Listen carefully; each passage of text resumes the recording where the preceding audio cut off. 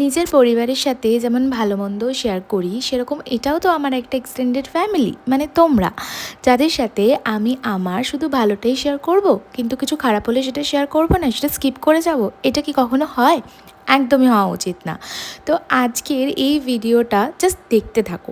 একটা বিশাল বড় ব্লান্ডার করেছি। আসলে ভিডিওটা যখন আমি করছিলাম, আমি তখনও জানতাম না যে আমি এই ব্লান্ডারটা করেছি, যেটা আমার সম্পূর্ণরূপে চোখে পড়ে এডিট করতে বসে, যে হায় হায় ভগবান, আমি এত বড় ব্লান্ডারটা কি করে করলাম। আচ্ছা চলো এবার আসি কেকের ব্যাপারে। এটা ছিল একটা 2 পাউন্ডের ওপরে কেক, নিচেরটা ছিল হচ্ছে বাটারস্কচ আর ওপরেরটা রেড ভেলভেট। তো ক্লায়েন্ট তো আমার ভীষণই পরিচিত চেনা, আসলে ক্লাস 5 থেকে আমরা একসাথে একই স্কুলে পড়াশোনা করে বড় হয়েছি। ওরই মাসির মেয়ের জন্মদিন উপলক্ষে ওই কেকটা আমার কাছে অর্ডার করে। এইবারে এখানেই হচ্ছে ভুলটা।